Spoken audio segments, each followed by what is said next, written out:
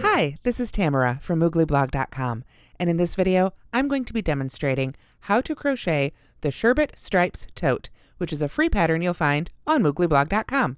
Please go to the link in the description. There you will find both right and left-handed video tutorials, a link to the written pattern, and links to all the supplies you need, as well as any other video tutorials that I'll reference here today. For this pattern, you will need 1 cake of Red Heart Roll With It tweed, a US H 5mm hook. This one is by Brittany Needles, and you may want to get some purchased handles. These are by Coco Knits, and I have a link to these at the link in the description as well. I think these are really lovely and set off this pattern, but of course you can use any handles you like. And if you make the bag portion as written, there is a little bit of yarn left over at the end of the cake. I had this much left, so if you need to make tabs for handles that have little D-rings or something like that, you do have some extra yarn to make more custom handle attachments if you desire, if you don't want to use these particular handles. So let's go ahead and get started with this very pretty bag pattern. Okay, let's take a closer look at the finished bag. It's made from the bottom up with a few rows of half double crochet. Then we work around those rows and just go ahead and work on up in rounds. Now this uses a couple of unique stitches, which I am going to demo for you here today. And as written, the written pattern makes a bag that is about 11.5 inches wide and 11 inches tall, excluding the handles. All of these rounds, starting in round 5 through 48, are exactly the same. And I also want to point out that the stitch count and row count I've put in this written pattern are to make it with exactly 1 cake of Roll With It tweed with that little bit left over that I showed you. The stitch count and row count, however, isn't really important beyond keeping it to a 1 cake pattern and sort of getting it to this size. So if you want to make this in a different size, you don't have to worry about stitch multiples or row multiples. You can just use whichever numbers you like. You'll just have to adjust how much yarn you have on hand. So now let's go ahead and look at those specific stitches. Okay, so for row 1 of the Sherbet Stripes Tote, I'm going to make 32 foundation half double crochets. If you're not familiar with how to make foundation half double crochets, I do have a separate tutorial for it linked at the link in the description. If you don't like making foundation half double crochets, you can instead chain 33 and then skip the chain closest to the hook and work back 32 half double crochets in the remaining chains. The point is to have 32 half double crochets at the end of your first row. So I'm going to go ahead and make a couple foundation half double crochets here. I've chained 2. I'm going to yarn over and go back into that first chain I made, the one furthest from the hook. Yarn over, pull up a loop, and that loop right there that I just pulled through is going to act as the chain at the bottom of our first foundation half double crochet. So then I yarn over and pull through that loop as if I'm pulling up a loop to make a half double crochet. So then I can yarn over and pull through all 3. And that's the first one. To make all the subsequent ones, I will yarn over, and then I'm going to put my hook under those 2 loops at the bottom of the first stitch. Remember when I pulled up that first loop, I said that was going to act as the chain at the bottom? That's how we're treating this one, right there. So from there, I pull through 1 loop, and that will be the chain at the bottom of our next stitch, the one we're making right now. So I'll yarn over, pull through just that loop to start my stitch, then I can yarn over and pull through all 3 loops. And that's how you make foundation half double crochets. Like I said, if you'd like a closer look at that, there is a separate tutorial for it linked at the link in the description. Now, because as I said at the beginning, stitch count doesn't actually matter for this pattern, I'm going to just make a few more foundation half double crochets here so that we can demo the stitch pattern for the bag. But you can, and like I said, you can follow the written pattern for the numbers and the row counts if you want to use exactly 1 cake, or definitely play with the size to make it the size you like. So I will see you at the end of row 1. Okay, so after you've made your row 1, it's time for row 2. Rows 2 through 4 are all going to be the same. We're going to chain 1, and then we're going to center half double crochet in each stitch across. Now, you may have heard of the waistcoat stitch or center single crochet or center double crochet before, and that's a stitch typically worked in the round, but here we're going to work it in rows. Essentially, we're going to yarn over as for a half double crochet, And then what we want to do is find the two upright or most upright portions of the half double crochet stitch below. So what we're talking about now are the vertical bars at the back of the stitch, all the way down here at the bottom. So like I say, we're going to yarn over, go down here to that first stitch, go right between those bars, all the way to the back, yarn over, pull up your loop nice and high here so you get up over the stitch, then yarn over and pull through all three. We're going to do that in each stitch across. So there's the first one, find the second one, just go right there in the middle, and it helps here to have a little bit of a sharper hook and give it a little wiggle sometimes. There we go, and just pull it on up. So yarn over, go right into the center of that stitch there, pull up a loop, and finish your half double crochet. So however many stitches, if you played with your stitch count, that you made in row 1, you want to maintain that stitch count for rows 2 through 4. So just work your way on across, and I will see you after you've made rows 2 through 4. Okay, so after making 4 rows of center half double crochet, or rather 3 rows of center half double crochet after a row of foundation half double crochet, then you should have a longer but still nice little rectangle like this. We just want to maintain our stitch count. If you are having a lot of struggle with the center half double crochet, I do realize it's sort of a tricky stitch, and it really requires you to be able to read your stitches really, really well. So if you don't have success with it, or you're not enjoying making it, you can absolutely, for rows 2 through 4, just make standard half double crochet instead. I just recommend making it very tightly. Keep a good tension on your hook because you do want the bottom of your bag to be nice and solid. So now let's go ahead and move on to round 5. Here we're going to switch from working in rows to working in rounds. So we're going to chain 1, of course, turn, come back the other way, and we're going to make center half double crochets in each stitch across. So just as we were doing for the past 3 rows, come down here, find those 2 upright bars, pull up your loop, and half double crochet. Yarn over, find those 2 vertical bars, pull up your loop, yarn over, and pull through.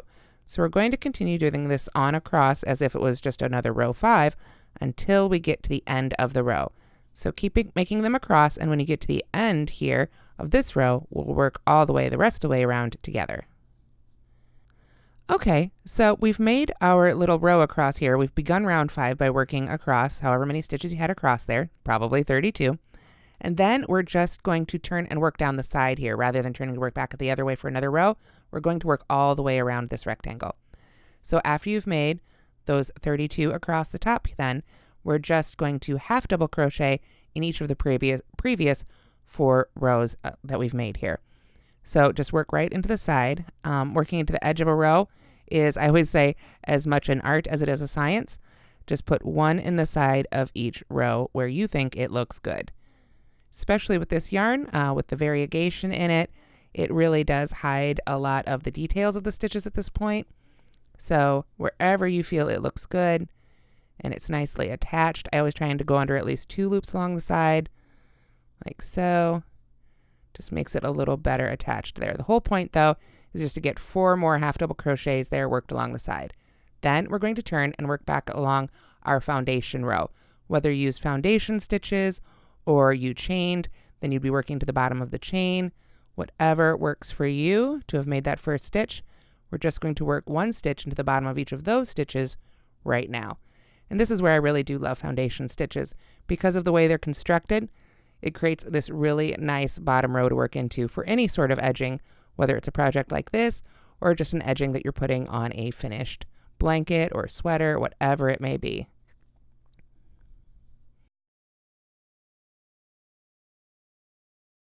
Okay, so after you've worked across the previous row with your center half double crochets, then we're just going to, rather than turning and flipping this way, we're going to turn and work along the side here. So we want to work 4 half double crochets right into the side of our piece here. So that would be 1 in each of the previous rows. Working into the edge of a project is, I always say, as much art as it is science. So you can kind of just eyeball it, especially with this variegated yarn. You know, you don't get a whole lot of stitch definition at this point. So just wherever you think it looks good and it seems to be well anchored, go ahead and spread out those 4 half double crochets right along the edge there. There we are. Now this brings us down to our foundation stitches. Whether you made foundation half double crochets or you chained and worked your way back across, you're going to be working to the bottom of those stitches now. Now normally I would say we'll just go under those 2 loops there at the bottom. Very handy. But we want to maintain the center half double crochet look if that's what you've been doing up to this point. So we're going to kind of study our stitches down here and eyeball where we think those center half double crochets would go. Again, a little bit of art, a little bit of science here. Sort of figure out that halfway point down the stitch, stick your hook in there, and make a stitch. We just want to sort of maintain that look. It doesn't have to be super exact. Wherever you think it looks good, just maintain your stitch count. Get 10 stitches worked across this bottom here. Okay, so when you come to the end of working across the foundation row, then the last thing to do is put 4 more stitches in those previous rows right along the side there. So there's 1. There we go. And 2. And 3. Oops. Get that in a little better spot there. 3 and 4. Now, one of the reasons I chose a Brittany needle specifically to make this pattern with is because it does have a little bit of a point to it right here, and it makes it a little bit easier when working down a hook size. Basically, this yarn, the Red Heart Roll with It Tweed, calls for a bigger hook than this. I've gone down a hook size to create a denser fabric, so having a little bit sharper tip there can be very helpful. So I've worked my way all the way around for round 5. I've made a total of, let's see, it would be 72 stitches if I had made it 32 stitches wide. Just make sure you've got the same number of stitches on top and on the bottom, and however many rows you made if you have changed your stitch count. So at the end of round 5, we are going to just slip stitch right to that very first center half double crochet we made, like so. And from there, we're ready to start working in the round. Rounds 6 through 48 are all going to be exactly the same, and they're going to feature a stitch that I have dubbed the side split half double crochet. And this is a pretty unique stitch. It reminds me a little bit of the Tunisian knit stitch, but we're only going to make 1 stitch at a time. And I think it's a lot of fun and has a really unique look. So if you've seen this stitch by another name before, please do let me know. My research didn't show me anything, but here goes. Here's how I make the side split half double crochet. We're going to chain 1, and then we are going to work 1 side split half double crochet in each stitch around. So we yarn over, and then we find those vertical bars again of that first stitch. These 2 bars right here. And this time we're just going to go behind the one to the side here. So if you're right-handed, this will be the left one. If you're left-handed, this will be the right one. So we're going to go under that bar right there. And if it was a Tunisian knit stitch, we would just stay in front of our work. But instead, after going under that bar, we're going to send our hook right onto the back of the fabric between the stitches. So the only point at which we're going through this stitch now is just under that bar. But then we go under the rest of it up here. So I would yarn over, pull up a loop, and then go ahead and yarn over and finish the half double crochet. That's it. Let's go ahead and do that again. Yarn over, find the vertical bars right here of the next stitch, go under the left one, just like that, and then go right onto the back of the fabric, like so. Pull up a loop, yarn over, and pull through. Once more, we yarn over, go under just that bar right there, and then right onto the back of the fabric behind it. When you do this, you'll feel with your hook that it is between the stitches, so it's very easy to get your hook through there. So we just finish the half double crochet as normal. Yarn over, go under that bar, right there, go right onto the back, pull up a loop, yarn over, and pull through. And that is it. Like I said, it's a very simple stitch. Reminds me of the Tunisian knit stitch if you're familiar with it, except we're just making 1 at a time and going all the way through. It's similar to a center stitch or a waistcoat stitch, but I find it a lot easier to make, and I think the fabric that it makes is really beautiful. But that's all there is really for the crocheting for the rest of this pattern. You're going to keep making this stitch all the way around in every stitch of the round. Gets a little tricky here when you get to the sides, but you can steady it a little bit closer there. There we go. There's that one. And pull it on through. And you're just going to continue working all the way around. When you get to the end of each round, join with a slip stitch, chain one, and start again. Now I found that for a good-sized bag with 1 cake of the Roll With It tweed, that 48 rows was the perfect height for me, but you can certainly, again, adjust those stitch counts, adjust those row counts, however you like to make your perfect bag.